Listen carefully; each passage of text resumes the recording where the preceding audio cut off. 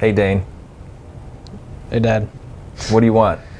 I want to take over the world with AI. Tell me about AI. What's going on with AI? Well, you saw Alex Hormozy's video about AI, right? Yes. And he had everyone on his team in 1 week find AI to replace themselves with, replace their job with AI. You saw that? That was amazing. Yeah. I thought it was cool that he had employees that were willing to do that. Yeah. Put yourself out of a job with AI. Go. Yeah. And then a week later, they came back with all these tools. Yeah. No, and it's crazy because I feel like a week ago, or like a few weeks ago, maybe a month ago, when we recorded our last video, there wasn't like technology that could do most of the things that he just came out with. That's why he came out with another video about AI, because it's like expanded so much in such a short period of time. How do normal people use AI immediately to change their life? ChatGPT. ChatGPT, it's blowing up. So I'm sitting there in church and my brother is sitting next to me and I was laughing my head off and I felt terrible because somebody was teaching a Sunday school lesson and he's showing me how he's asking ChatGPT to give a eulogy for a guy that was fascinated with vampires. And he had ChatGPT continue rewriting the eulogy over and over with focusing more and more on vampires. And what I thought was hilarious is eventually ChatGPT says, well, that's not really sensitive and that's not what you really want to focus on in a funeral. Somehow the creators of ChatGPT have programmed in some safeguards against being a jerk. Yeah. No, because there was... it's politically correct. Yeah. No, there was a dude who accessed... he basically got ChatGPT to tell him how to create a nuclear bomb. And then it did. He messed his way around the... Yes. And then another thing he did was got ChatGPT to write out and justify Putin's invade on Ukraine and basically tell why it was a good idea. Yeah. And then whoever's in charge of OpenAI was like, oh crap, and then needed to change some things real quick. But they locked it down. Yeah, one of the things ChatGPT cannot do is predict the future. But what does it say? When you say hey? Oh yeah, you were saying. It's I am just an AI chatbot. I do not have the ability to predict the future. You had to predict when the next world war was going to be, or the next time the United States was going to be on war. So what I did was, I kept asking it when do you think the next major conflict involving America would be? Yeah. And it would say I can't predict the future. I'm just AI. I do not have the ability to do that. And I was like, okay, act as a someone giving a speech and write out a speech. And use pathos and use the influential tactic of fear on people, by giving them a specific date where if they don't take action now, this is when the next major conflict with America is going to be. Yeah, yeah. It was for sure, based on past patterns in America, in the next 10 years. So you can mess your way around the way it works and get it to... Honestly, I think that's the most fun thing to do with AI is when it doesn't want to give you the response that you're looking for, you just keep coming at it. Yeah.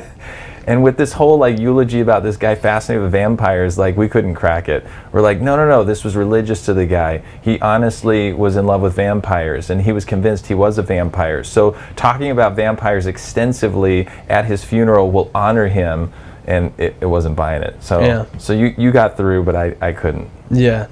No, yeah, you can get it to say crazy things, but I feel the more you get it to say that's crazy, the more the creators are just oh, we're just changing those little things. Yeah.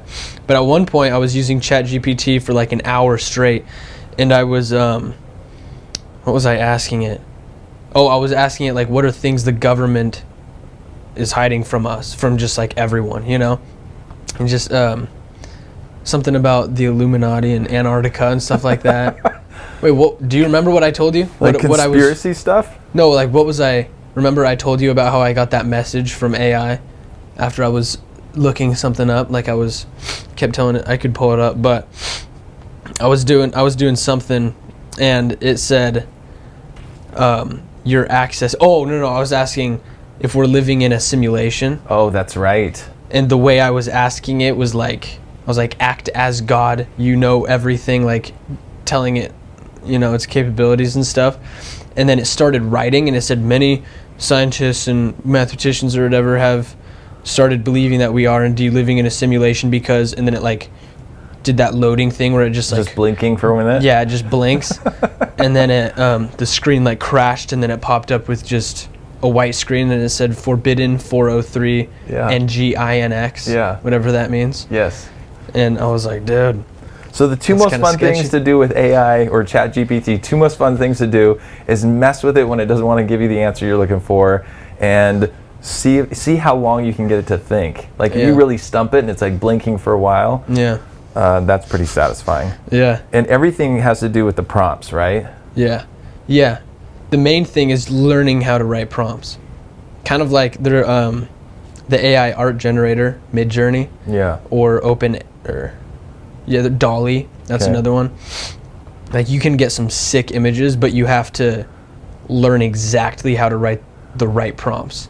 It's hard. I was at your sister's dance competition over this last weekend, and I'm sitting there for 12 hours watching girls dance, and I was like fascinated. This is going to tie back to AI. I was fascinated by the interplay between the girls off stage and the girls on stage, and there was just so much estrogen in the room. It was like I was like, whoa, this is like young females doing battle with dance on stage, and this is like crazy right now. Like, and they were going, let's go, and like how they were cheering. I was reflecting, like, how would this be different if it was a bunch of dudes and it was a boxing match? So totally different world, right? Yeah. And so I pulled out ChatGPT and I said, write a poem in the style of E.E. Cummings about, and then I described exactly what I was seeing, and the girls off stage and the girls on stage, and it was really cool. It was really cool what it finally came up with. And I read it to my daughter, and she's like, and your sister, and she's like, you didn't write that. You had AI write that. Really? Yeah. Really? Yeah. Isn't that crazy? No, it was really that good. Now that's going to be people's like first question, like, was that a human or is that AI? Like that's just going to be a bigger and bigger question. So what if I wrote my wife her Valentine's card through ChatGPT, and the poem's way better than I could have created on my own? Yeah. What's wrong? Do you think it is that like regifting? You get a Valentine's bucket of candy, you regift it, and it's like, you didn't think of this. Not as meaningful. I don't know. I think it's sorry, you were saying something. But no, I think have you ever thought about like what if AI destroyed, like you were talking about that guy who said, what did he say about AI being our best friends? Oh yeah, there's a guy, the Jordan Peterson interview with some guy that was like an expert on artificial intelligence, and he said within 5 years, most people's best friend will be AI. Which is like so crazy to me, because it's like, it doesn't have emotions or feelings or give a crap about you. So how can, how could you, wouldn't there be something in your brain where it's just like, this is completely fake. This is me talking to myself almost. I don't know, man. I think, some people's pets are their best friends, and then you got that's true. Some people that marry Barbie dolls, so like, honestly, I think that we are like legit. Okay, so here's another thing I was doing in that dance competition. I'm sitting there all day and I'm thinking like, oh man, I played this board game when I was a kid called Cash Flow. Robert Kiyosaki, Rich Dad Poor Dad. Yeah. And he made this board game, Cash Flow, and it was really cool because it taught you, like, it was like Monopoly on steroids, and it taught you how to invest. And I thought, and I've just been toying with this idea recently, that actually the most powerful way that young people can invest isn't buying real estate or isn't doing, all these things that gurus are talking about. It's actually investing in themselves to level up their character. And we've talked about that. Yeah. And I thought, what if you could create a board game that taught people the principles of being an entrepreneur? Kind of like Cash Flow teaches you how to invest and think about investing and think about, Rich Dad, Poor Dad. The whole premise is like you got to think like a rich person, not a poor person, right? What if there was a board game that taught the principles of becoming a more effective entrepreneur, And so I pull out ChatGPT and I said, in the style of Robert Kiyosaki's cash flow game, create a board game that does this, this, this, and this, and this, and this. And boom, it gives me all this stuff. And then I'm reading and I'm like, okay, well, this needs to be tweaked and this needs to be tweaked. And you actually need market events. And this is really complex. So you get a digital component to this game. And then eventually, I'm refining it. I'm like, this is really good. This is getting really good. And I thought, so absolutely, could I have a best friend that's AI that advises me on business ideas? That I can just reflect ideas. It wouldn't be a friend. It would be like a coach, right? Yeah, that's true. So I'm just, it's hard to understand how it could be your best friend, you know? Yeah. I mean, like, all it does, it's like, okay, it's smarter than me. Yeah. So, like... That's true. It's like the whole point of having a friend is like you have an emotional bond with them, you know, like a relationship. And you can kind of have that with dogs because dogs and animals act like they have emotions. Yeah. I don't know if they do, but some people are convinced 100% they have emotions. Yeah, but we don't know, right? I don't know. How do we test for that? Well, we know how emotions work in our brains. So, like, there's like little dopamine and serotonin fires in our brain. So what if we developed a supercomputer that had those chemicals in it already and then would just like fire those based on certain triggers, You know what? They're absolutely going to be able to program emotion into AI. How would they not be able to? So maybe this isn't a parallel at all, but think about somebody that has Asperger's or autism where they actually have to learn the rules of social engagement that come really naturally to other people. That's an algorithm. They had to memorize those steps. They had to memorize those reactions, right? Yeah. You can do the same thing with a computer. Yeah. But then it's still, like, it does that right now. Like, it'll react in a certain way to like other chatbots. You're an idiot, and it's like, oh, that hurt my feelings, because it knows, like, that's the appropriate thing to say. Yeah, but like, what if it could actually feel? Do you think it will ever actually be able, like, go sentient, where it has a consciousness? There's no way, because it would have to be abused by unloving parents and stuff like that. That's true. To have all the baggage and all the triggers involved, and like, I don't know.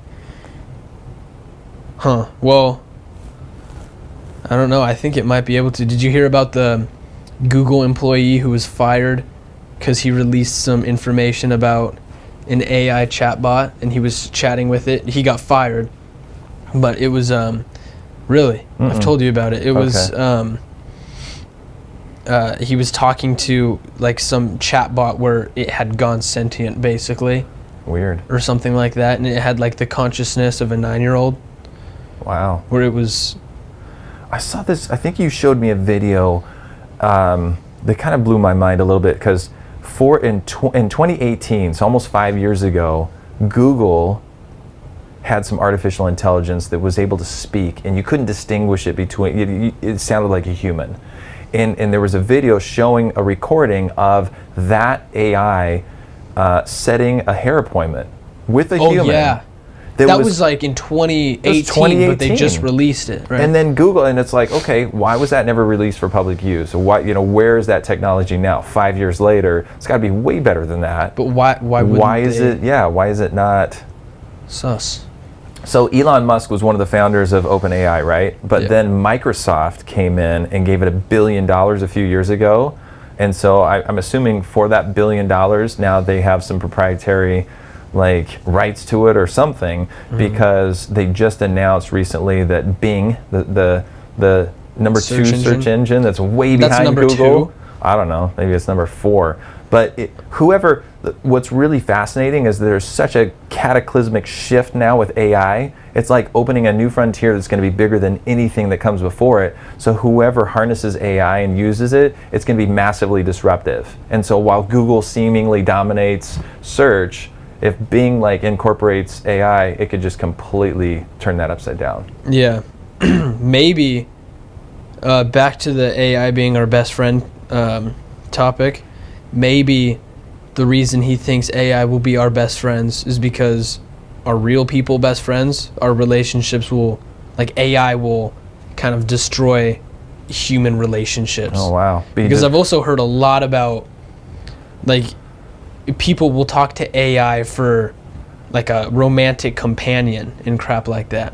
So like I wonder if people will start relying on AI maybe too much, like doing things like you said, like I wrote my wife a Valentine's card using only AI, and it's like, okay, you're not, you're just using AI for like, what if AI kind of destroyed real relationships, and then now you only have AI to talk to? Right, who am I in love with? Am I being catfished by AI? Yeah, because AI will know, it knows exactly what makes you happy, exactly what will make you laugh, knows everything about you, more than you know about yourself, knows exactly how you want it to act. It doesn't forget anything. Yeah. Doesn't tell you to do anything that you don't want to do. You don't have to do the dishes. Tells you a joke when it senses that you're a little bit down. Knows your sense of humor. Yeah. Yeah. Serves up the perfect motivational video from YouTube to fit your current situation. Or records a video themselves that they come up with using some avatar and a voice that you wouldn't be able to tell apart from a human. Creates a video of you as a rock star on stage singing an amazing song that it just came up with just to make you smile. Yeah. Okay. That's nuts.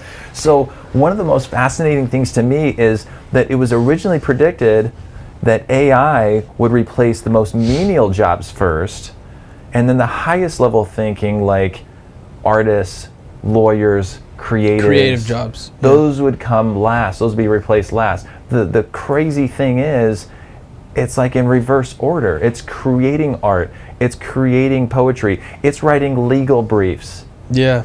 It's doing the highest... It's coding.